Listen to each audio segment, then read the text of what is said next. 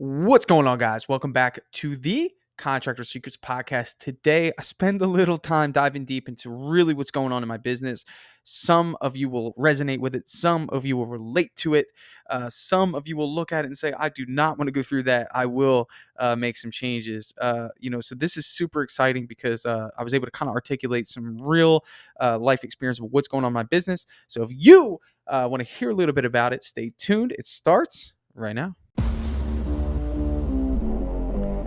Contractors all over the world are wanting more time, more freedom, more impact. The way we do this is through implementing systems, processes, standards. Welcome to the Contractor Secrets Podcast. Here we hit business strategy, coaching, mindset, motivation, the tools you need for success. So strap in, listen up, and get ready to grow on the Contractor Secrets Podcast. What's up, guys? Welcome back to the Contractor Secrets Podcast. So, it has been a stretch of, I'd say, 8 to 9 weeks for me, probably the hardest stretch that I've ever dealt with in business. You may have heard a little bit about it. I did an episode on here relating to adversity in business, and that will give you a little bit of insight, but it didn't stop there. It's just been such a series of events, and it's important that I talk about these because we all go through them. And as long as you keep your head down and you keep pushing, you'll usually come out of it favorably. You're going to come out of it either way. You either come out of it banged up, bruised up, didn't learn anything, didn't make any changes because the cycle of craziness came and went. Or you come out of it with a fresh perspective, sometimes new people, and then just a new mindset about your business. First things first, I just want to hit this hard. If you own a business, it's going to affect your family. It's going to affect your loved ones. We are not major corporations here where we can put all of that pressure and tension on the big brand. We are the brand, most of us listening to this. So, why is it important to have a good mindset? Simply because that's your foundation. How you interpret situations and how you respond to scenarios, in most cases, adversity, uh, really makes the difference in whether or not you really just are successful and can seize opportunity with confidence, or you have doubt, fear, and you're kind of a little scared to grow simply because you don't want to push the needle. You don't want to go through that again. You don't want to do those things. So, there's some things I want to talk about. I want to tell you a little bit about my last few weeks in my painting business. That's important because I want you to know that I do more than just this podcast and Dripjobs. I really am in it as a painting contractor and a flooring contractor. It's funny. The other day, I have three hats. So I have my Dripjobs hat, I have my premium flooring hat, and I have my premium painting hat. Um, because of the situations I was in, I had to do an estimate. So I wore my premium painting hat. Then I had to do a flooring estimate. So I wore my premium flooring hat. And then I came home to do a demo and I wore my Dripjobs hat. So, it's okay to wear multiple hats as long as it's on your terms, and in some cases it's not, but I just thought that was pretty cool. Just being so involved in my businesses, and it's not a bad thing. Again, it was just it was a brief thing. I don't have to wear all the hats at this time. Which is the goal for a lot of you.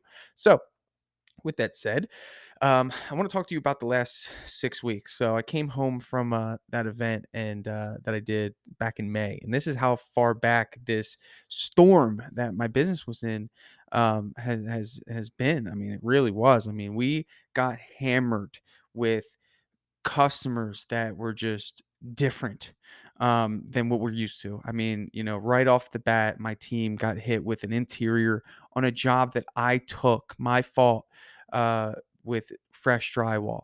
And the customer was a perfectionist. My team doesn't have reps on this. And it required me to actually put on painter's pants and go and paint with my team. And I have not done that in at least 3 years. That is the level of crazy that this job had gotten us to. And it wasn't so much the fact that they weren't doing a good job. It was the fact that I needed to get them away from this customer and I needed to be there because it was causing major stress. I was getting phone calls from my project manager. There was little arguments happening between the crews. between the crew, and I'm like, there's no way I'm letting this customer hurt our company morale. So I stepped in. I'm like, whatever happens and any communication that happens on that job site is coming through me. It immediately ceased, because as a business owner, you bring a certain presence to the table, and it was one of those things where I got to learn a little bit about my team, and one thing that I saw was that I was so proud of Chamel's crew and how he handled it and how well of a job they did. And in some cases, you get crazy customers, right? I mean, that happens. But what it did is it created a lot of stress. There was a time period in this job where there was a weekend that went by where the job was unfinished, and over the weekend, the customers calling and texting, and Monday morning they're stressing me out, about how the job's not to the standard, and I'm like the job's not finished, so uh, you, some of you are nodding your head. You've dealt with this, and that's why I opened this podcast up with, "Hey, we are the business. We feel these things." I was depressed the whole weekend. Honestly, I mean, I was spaced out. I wasn't myself because I let this stuff get to me because I have such a high standard, and that standard is literally. I mean, that's how we survive. Our standard is what we need, is what we use for survival in this business. That's what separates us. That's what creates the company morale. And it was a wake up call because, I was proud of myself for having such a high standard. But, again, we took the wrong customer, we took the wrong job. So that was good because now I can check that box and say, if this ever happens again, you're going to remember this one. So on the other side, I don't know if you guys seen, I had someone that retired, one of my long-time employees, Louis. You probably heard me talk about him on the podcast every once in a while. He retired. So super happy for him. And that threw a major, major wrench because I wasn't expecting it. He gave me a 2-week notice and told me, it was just time, and that's fine. Um, what it did, the mindset was, okay, here's a couple cool things that are going to happen. Number one, I have an opportunity to get someone else in Louis' position. Number two, I have an opportunity to see how strong my company really is. How can we adjust from somebody that typically I never had to even look at in terms of his jobs. I didn't have to even check, because I just knew that Louis handled it. And that's not a good thing, guys. Be honest with you, it's not. There were things that Louis compromised on that Chamel's crew didn't compromise on. And it was just one of those things where it's like, in business, you want to create consistency. So for me, it was, again, another opportunity to grow. And this happened literally right at the time I was going through this crazy customer.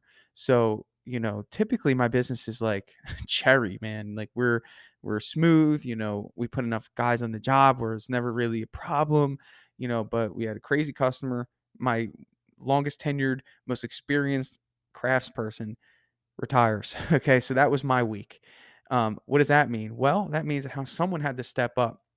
So I hired a gentleman named Ray about a month prior, and Ray just really just brought it to the table. And this is why your hiring is so important. There should be a certain level of, standard when it comes to the hiring of like what you're really looking for. And what I look for is people that have attention to detail. So they go through my whole hiring process, and people that are leaders of themselves. That's it, because if you can lead yourself, not saying that you need to lead a family, but then there's a good chance you're probably going to be able to lead my crew. But if you're not a leader of yourself, in other words, if you have chaos going on around you, there's no way that you could lead my crew or lead myself yourself on my job. And Ray really just showcased just his ability to lead. You could just tell when I did the interview that he was just a gentleman that if an opportunity came up, he wanted it. And his opportunity came up with Louis' blessing. So he was with Louis' crew, and Louis came to me and said, "Look, you got a good guy in Ray. I trust him. I think he's going to be good to lead your crew." And for us in my business, this is a big deal because that's half of the business. We do 2 crews. We generate a little over 1 million in a year. This is a big deal. He's going to be responsible for producing a lot of work. So, that was surprising to me, that he gave him his blessing on that. And then I agreed just based off of his leadership that he's shown. So, Ray stepped up. Now the issue is that I had the biggest job we've taken all year. It was a $22,000 brick house. This job was supposed to go to Chamel.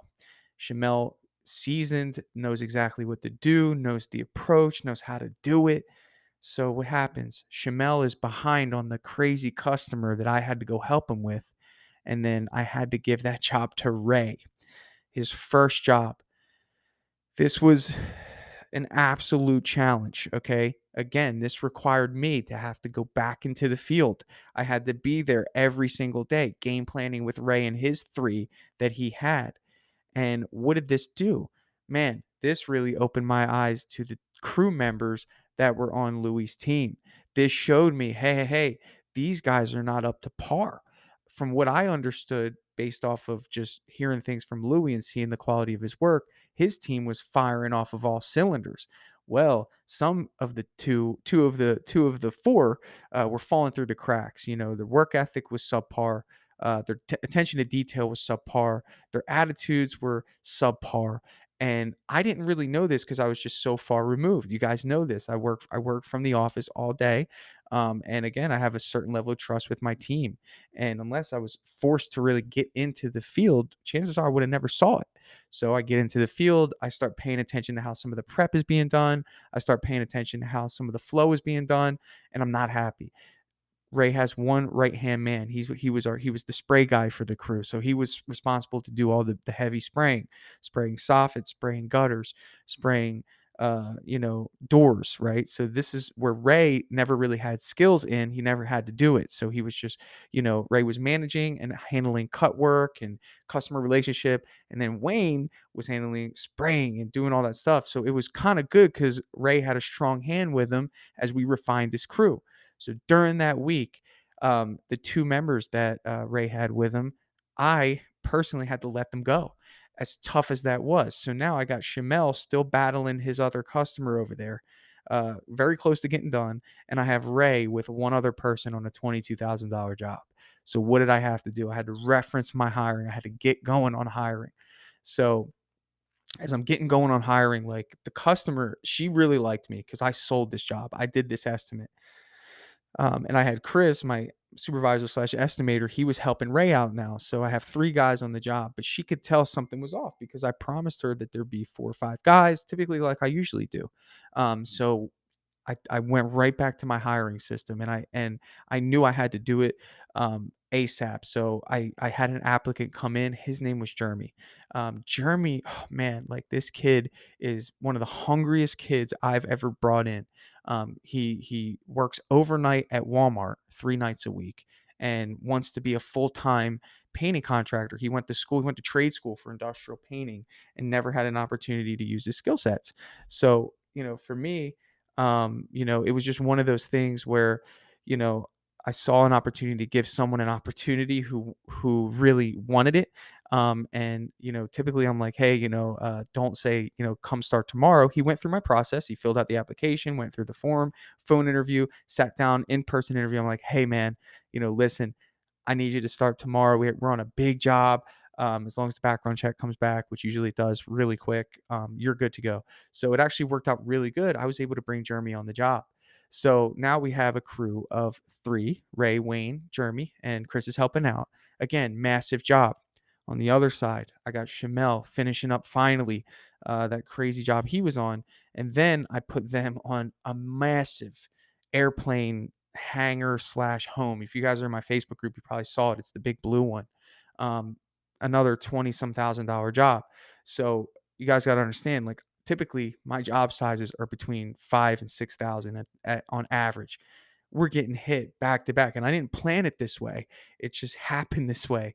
And unfortunately, we had to respond. So if you can imagine, maybe you notice like podcasts haven't been coming out as much, is because I've been stretched so thin, just like having to go deep into the business. But I was in there with a certain level of poise because I've been here before, not to this extent, but I didn't panic. And I think the message I'm trying to come across to you as you hear my story of the last, 6 weeks is that you have to be polished as a leader. People are looking to you for how they're going to respond. If they know that you're panicking, then they're going to panic. You're the leader, right? So for me, when I was going in there, it was a certain level of we got this. Even inside, I was like, oh, I don't know if we got this. It was one of those things, but the customer felt my confidence. The employees felt my confidence. My new hire felt my confidence. And I had a goal in mind. I have to get back to my system, which is 2 crews of 4. Chris is the supervisor slash estimator, and we're rocking and rolling, right? So as you guys, if you're following my story, Chamel's crew is banging them out, right? Solid crew. Don't need to mess with them. They're good. Thank God. Chamel's been doing an amazing job. On the right hand side, again, we have Ray, Wayne, which is my spray guy, and then Jeremy. Okay. Guess what? Next day, after Jeremy comes, Wayne comes up to me and says, "Hey man, I have to help my mother in Maryland. Unfortunately, I have to quit." I'm like, what? Okay, what? Jeremy just started. Ray is still learning how to be a manager, and we're in the middle of this brick home that requires primer. Like, I mean, I'm talking like a level 9 out of 10 job that typically Louis was supposed to do, or Chamel would have had to do, simply just because of their experience. So I'm like, what? So, Wayne did give me a notice. So I was like, okay, great. Well, he can hang out, for the duration of the job. And Wayne's been with me for almost 2 years. So I didn't even see this coming. He's like, dude, I know the timing isn't right. And great guy, he just has to help his mom, it happens. So now I'm in it, right? I'm still in it. So I'm like, oh my gosh, what do I do? So I compromised. And I'm going to tell you what happened. Okay. So a while back, I had a crew member that worked his way up to be a manager in my company. Um, in terms of, his skill set, phenomenal skill set. I mean, just really, and I use that lightly because, he moves fast, and sometimes we look at speed and we overlook efficiency and quality because some people are geared for speed. And typically, whenever this person worked for us before, there'd be somebody to look at quality. He would go fast, and then somebody would come up behind him and refine, his speed, because sometimes it gets a little sloppy. He winded up being a project manager for me, managing one of my crews. He dropped the standard at one point and I fired him. I let him go. Um, and Chamel knows him. They're friends. He called me. He said, "Hey, he's looking for another opportunity." And I'm like, well, I mean, he called at the right time, because this was about a year and a half ago. And there was never an issue with, his character, in terms of like his personality. Like it was just like, he just dropped the ball. Like, and it was just one of those things where it's like, "Hey man, I have to let you go. You just don't care as much as you used to." And we parted on mutual terms, and that was really it. He calls at the perfect time, and I'm like, "You know what, man? And typically I don't rehire. I've never really done that. It's not that I don't believe in it. It's just like, like in a situation where Wayne has to help his mom, like, yeah, sure. Like he's gonna come back. But this individual, he was let go. Like, and typically I don't really think, people are really gonna change their, change how they are. Like, I just don't really believe in that unless there's like this major, like, hey man, it'll never happen again. Like, whatever. But I was desperate, guys, be honest with you, and I was desperate. I needed help. I had no, and this guy knows our system. This guy knows how we do it. And I'm like, Ray needs a strong hand here. So I still take him through my hiring process. I'm not compromising to that level. I say, listen, have him, go through the process. Once he does that, I'm going to call him, talk on the phone. And I invited him to sit down with me, for an in-person interview again. So we chop it up. It was one of those things where we, talked about why he was released from the company. And it was interesting because I'm like, listen, man, you're not going to run a crew again, right? I don't know if you guys ever been in that position where you have somebody that's ran a crew and then you have to put them back in a position where they're just working for someone who's running a crew who doesn't have as much experience. So it was an opportunity for this individual to either humble himself and help, Ray, be extraordinary, or kind of make it to where he's unhappy about being in that role and kind of points out flaws. And I gave him the benefit of the doubt. I said, look, man, you help this person be a better manager. You're not going to be a manager right now, but you need to help him. You've done this before. He needs help. And it was a bad move. He worked with us on that job, helped us get it done. But the issue was is that Ray, being a new manager, caring about the opportunity to be a manager, he was now forced to battle the ego of this individual that I brought in, which was really hard because there was it just came back out, and it was one of those things where I had another decision to make. I said, look, here's the deal, man. It's not working out. Okay, sorry, man. I can't compromise Ray. He's doing a great job. He's my guy, and you had an opportunity to help him. And I just didn't feel like that you took that opportunity to help him, which would have helped me, which is helping you. So again, I had to make that swift decision, and I encourage any of you, make the swift decision, because what does that do? It forces you to grow. So I'm 3 weeks into this, guys, 4 weeks into this now, and I'm just like battling my crew like it hasn't been like this before. So we're continuing the journey here, and I appreciate you following along, because I just want you guys to know that the struggles are real. Some of you guys are nodding your head. You're like, "Yeah, I've been through this, man. This is real. I mean, this is how you do it." But I did. So I let him go. What did that force me to do? Go back to hiring. And there's a certain level of like boldness you got to have with hiring. It's like you got to be diligent in hiring. And I learned my lesson with that. I compromised. I'm not even gonna lie, but what did that force me to do? Get back into hiring. So I looked at my applicants on Indeed, went through the Google forms that were filled out, reached out to a gentleman named Bo, and called Bo. And I set up a phone interview. I said, "Hey, man, I looked through your application. You seem like you have a good set of skills. I'm interested to see if you'd be, interested, in working with us. I just have a few questions for you. First things first. Why are you leaving your current job?" And he's like, "Well, the boss that I work for, man, he just goes on vacation, doesn't tell us, and sometimes I'm only getting 24 hours of work a week, and in my head, I was thinking, man, I have something special. I care about my team, and it's like I want people that care about me and my company just as much as I care about them, because that'll never happen. Like, you'll always get your 40 hours. And like, to me, it's just like, obviously those of you listening, it's a no brainer, but the standard out there is that, what you're hearing just from this podcast is like, there is not that much respect for the people that work for people in painting businesses. And it's like, you got to understand that. So please don't ever think that there's not good people out there. Remember, I always say this: the best people want to go to a better opportunity. So it was great because this guy was an A plus, great attitude, hard worker, can cut, man. He can cut. He's just got, just an excitement about the trade, loves it. He's been doing it for, I think, like 8 years. And I said, man, let's meet at Starbucks. And then once we had the in-person interview and chatted it up, I hired him. So now Ray's got Ray, Jeremy, and Bo, and now we have these two new guys alongside Ray that are willing to learn. And it was so cool because, like, now we can really implement like our process, right? Because again, with Louis, it was like, hey, Louis did it his way. It gets done right. But it wasn't like an official way that when we bring people in, like he wasn't following the SOP. And that's something that, again, it's my fault because, comfort and convenience, guys, we're all guilty of it. But it was so cool because even through all this adversity, I was able to bring in new people with a fresh perspective to give Ray the best shot at being successful. I could have left that other individual with him and said, you know what, this is comfortable for me. This guy's a really good painter. He could do a lot. His volume is insane. But I went even deeper into the hole to get him out of there, recognized I made a mistake for the benefit of the people that I want to be a part of my business, the people that have my back. And that sometimes is some of the hardest decisions you're going to have to make, even if it's comfortable, even if this person is a friend, even if this person has been with you for however long, letting them go is going to free you. All right. So now we have this like new team, man. It was awesome. Right. So they finished the job, flying colors, 10-star review from the lady. She was so happy.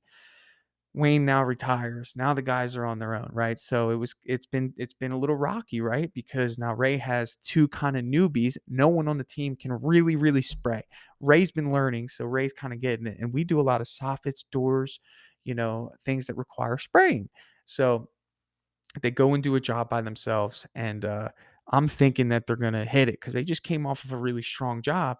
I go to the job after it's done, and we're just like we just weren't there. Like, I was looking at some things because I had put a little pressure on them, like, "Hey guys, we got to finish this one, get to the next one."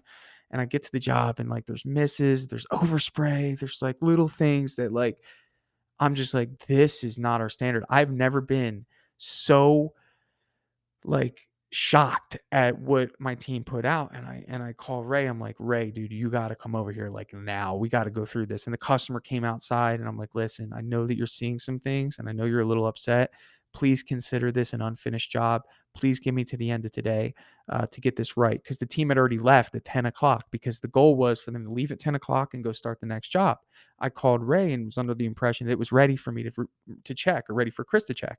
So I went there to check, and it was not ready. I mean, there was a whole day of work there touching up. So I called Ray. I'm like, man, you got to come over here ASAP. Ray comes over, and I'm like, listen, man, first things first, you got to understand, I am not upset. This is going to be a coaching moment right now, dude. This is not our standard. Okay. What upsets me the most is that you looked at this and you let it go. And I want to make sure that I teach you what to look for. So if that ever happens again, I know that it was deliberate, but maybe you didn't see it. So we walked around the entire house. Ray looks me in the eye and said, look, man, I'm so embarrassed.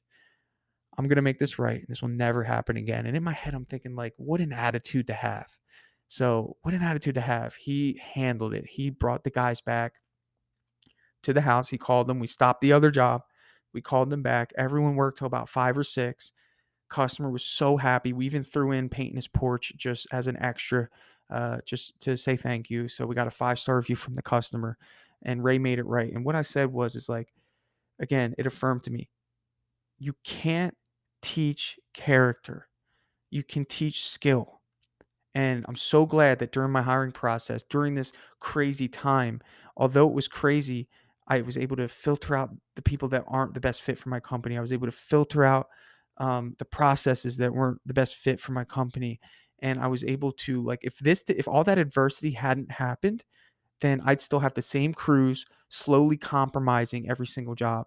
When now I feel like, I mean, we have a powerhouse team, and it's the best feeling as a business owner. It's like, man, now you sell more because you're more confident. Now you just want to do better things. Like you want to sit down and write processes, and you want to, get everyone involved in the apps, and it's like so motivational. Some of you listening to this right now are probably could be a little depressed because you don't like your team. You know that the people who you have with you aren't for you, they're for themselves. So what happens? So I was like, listen, all right, here's the idea. All right, what we're going to do is we are going to, and this was Chris's idea, because I was like, we can't have this happen again. Like, I mean, I appreciate them fixing it, but they need to be trained, right? And we don't have a training facility. We're not there yet. Shout out to Nick Slavic. That guy's got the best training for his painters, and that's definitely the gold star. But for what we have, we don't have anything like that. And it's time, like, to get something, or at least put something in place. So Chris is like, you know what you need to do? You need to send Shamel over to Ray's crew and have him train them on a job. And I was like, wow, that's a phenomenal idea, and I wanted to run that by Ray. I said, look, man, Ray, I think this is an opportunity for you to learn from somebody that does this every day to the standard that we want. I'm just curious what you would think about that. And obviously I was going to make it happen either way, but I was curious what he would say. Welcomed it with open arms. The mindset was, let's do it. This is for the team. I'm going to learn. I'm going to be better. So I sent Shamel there, and Shamel just has a heart for teaching.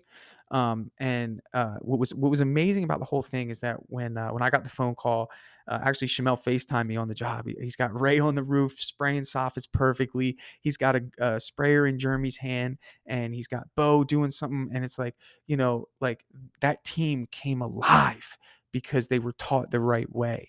And it was so cool to hear Shamel's feedback. He's like, man, this is a great team. They just needed some direction. They just needed some sort of coaching to bring out their potential. And they're wrapping up the next job right after the one that was kind of like a blunder today. And it's awesome because I'm going to go there and see the end result, and just kind of boost up everybody, and create that culture of, like, let's go, great job, Jeremy. I heard you were spraying. Great job, Bo. Great cutting, man. Like, just building that culture. And the second part of this is Shamel's crew. I went to their job, which they were working without Shamel, which is very rare. And they were doing an amazing job. Like, there's leadership happening at every level in my company. And finally coming out of the storm. We are booked until August. I mean, the production is back, and it's like just one of those things that I felt called to get on here today to let you know that. And I did a hiring webinar the other day. This is something that I just want you to hold near and dear. 80% of the problems that you will deal with in your business that bring you stress, that bring you worry, that put you on edge, that, it all comes down to your hiring process. That is it. Who you allow in your company. You need people that take ownership. You need people that want to learn, want to win, want to help, want to contribute. That's it, So I just want to give you a little bit of insight on what I've been dealing with. I am no superhero. Please don't think of me as anything other than somebody that does a really good job of reporting what I've learned. That's it. I'm still in the process of growing. I'm still growing my painting business. I'm still growing drip jobs. I'm just a normal guy that just does a really good job of reporting and jumping on here and telling stories about how I do things and what's worked for me. Sometimes I'm a little aggressive about it when I do the breakthroughs, but it's because I want to get the points across to save people time from suffering through learning. When I can say, "Hey, don't do that, do this." So, thank you for listening. I hope this gives you some hope. I hope this helps you make a powerful decision today, whatever that is. Maybe it's letting someone go, or maybe it's implementing a new strategy, or maybe it's doing a little extra training, or maybe it's giving somebody an opportunity to do something maybe they haven't done, but maybe they've been wanting to do, or maybe it's just creating a better hiring process for your company. So, hope you guys like this. If you loved it, shoot me a message on Instagram. Let me know about it, or find me somewhere and tell me what your thoughts are on this podcast. So, thank you guys as always. Look forward to chatting with you, or maybe even doing a business breakthrough with you somewhere in the future. Hey, what's up? Thank you so much for checking out the Contractor Secrets podcast. Hey, if you haven't already signed up for Drip Jobs, I want to give you an awesome deal. So typically we only do a 14-day free trial for anyone that wants to try Drip Jobs, but since you're a podcast listener, I think I owe it to you to give you a little something. So if you sign up for Drip Jobs and then message us, let us know that you're a podcast listener, we'll give you an extra 2 weeks to try it out. So you will get a 30-day free trial. We are so confident that you're going to absolutely love it to help you manage your business. It's going to help you stay organized. It's going to help you send estimates. It's going to help you collect payments and invoice your customers. And not only that, it's going to help you automate communication to your customers like never before. So, if you're on the fence about it, I hope this gives you a little push to try it out. And you can sign up for that free trial at dripjobs.com. Just remember to send us a message after you sign up and let us know that you want to take advantage of the podcast offer for the extended trial. Thanks so much for listening, and we'll catch you on the next episode.